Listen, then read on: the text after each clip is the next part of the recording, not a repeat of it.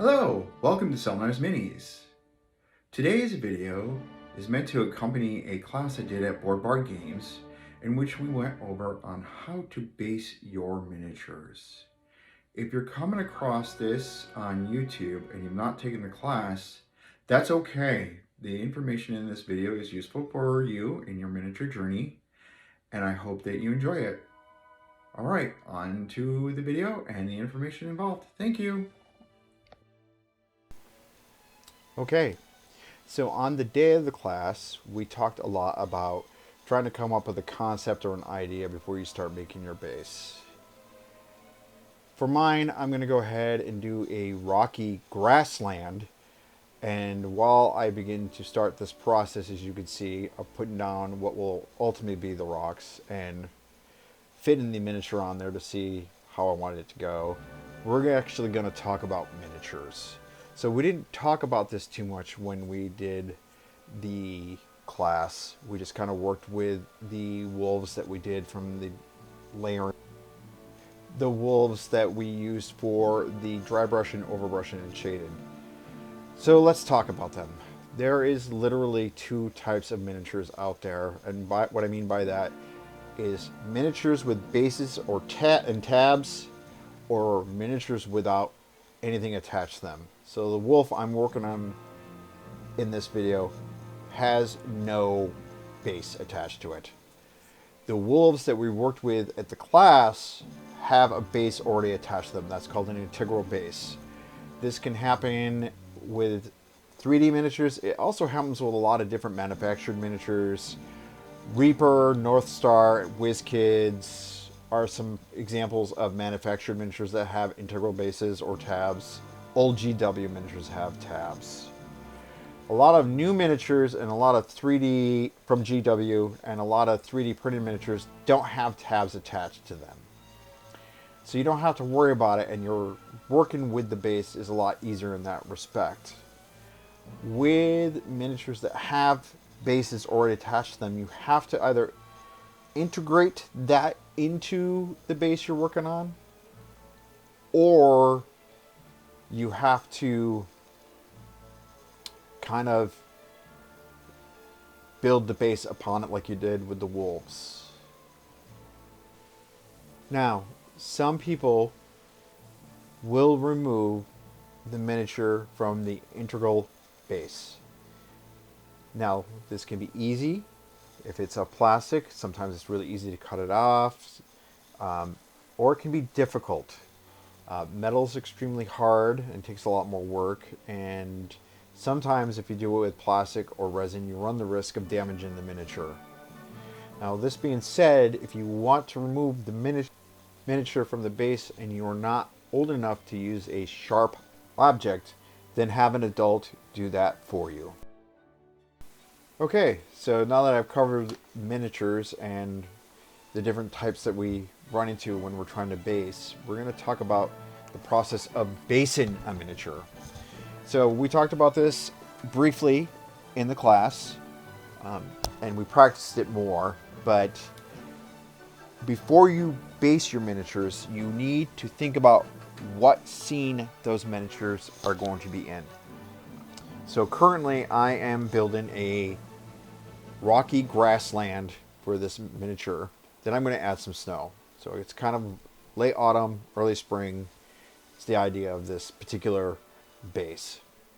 And so I want you to kind of think about that while you're getting ready to base your miniatures. Is it in a forest? Is it in grasslands? Is it underground? Is it autumn and in the forest? Or is it spring in the forest? These are the things you need to think about before you start making your base.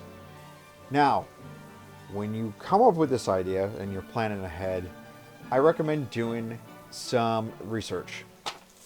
I recommend either looking at pictures of real landscapes, or if it's kind of fantastical and it has a lot of crystals and it's glowy and all this other stuff, then do look at a lot of different like artwork so you have an idea of what you're getting into.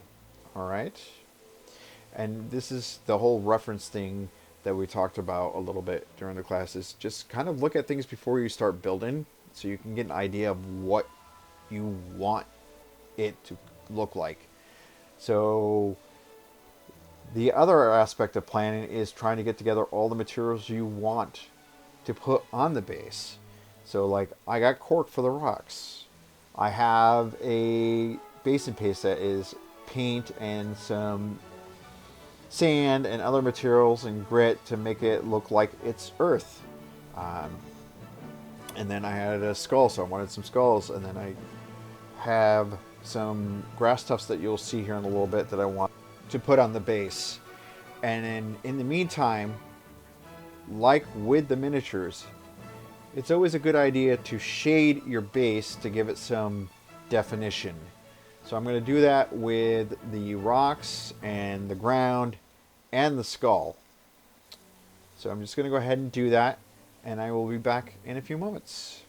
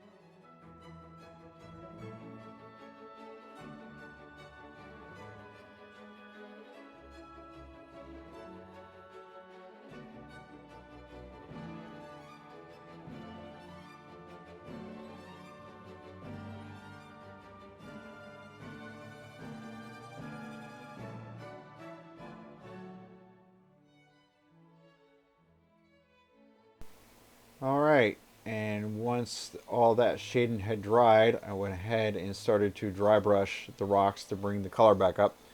I'm starting off with the original color I used on this rock, and I'm going to just slowly, progressively get lighter. And here I am just trying to make sure I can see myself doing this on the video, because sometimes it gets off camera edge.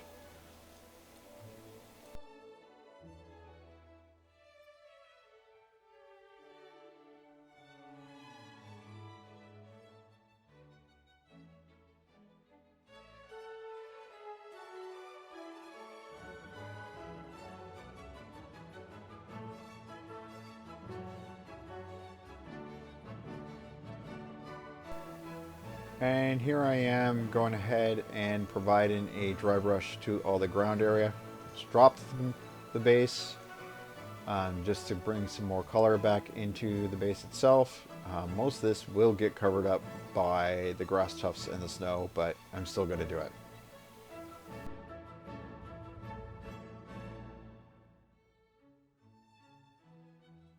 Alright, and now I'm going to start adding grass tufts to the base. These will not be all the grass tufts that I'm going to use, but I am going to add the miniature on here just to reference to make sure it still fits on there correctly. I can still get it glued down easily, and there won't be too many issues. As you can see in the picture, there is a spot in which I am going to be putting 1 foot down to glue it to. Again, here I am just referencing it, seeing what else I need to do.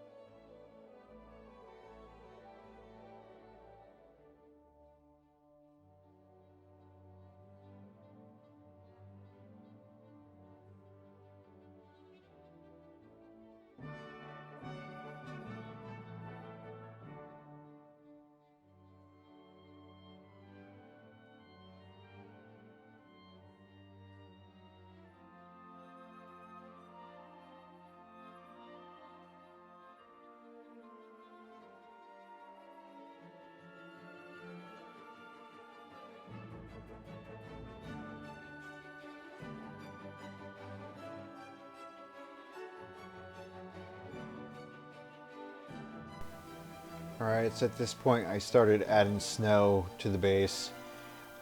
Now this is not Army Painter snow. I don't remember what company I got this from. It's a little less coarse than the Army Painter snow, so more fine, and looks more like it's melted down snow. So I'm going to go ahead and apply this all over the miniature and in various spots. So I'm going to go ahead and do that, and then when we're done, we'll get a quick look from the top down about what this miniature base looks like. Alright guys, as always, you can always ask me questions when you see me, or you can contact me either through YouTube here, or if you are in my classes, I've emailed you and you can email me that way too. Alright, enjoy, and I will be doing another video soon. The next class will be coming out here in about a week, and there will be another video on how to do that particular technique. And we'll see you next time. Thank you very much. Once again, please like and or subscribe this video, as it will help me out in the long run. Thank you. Bye.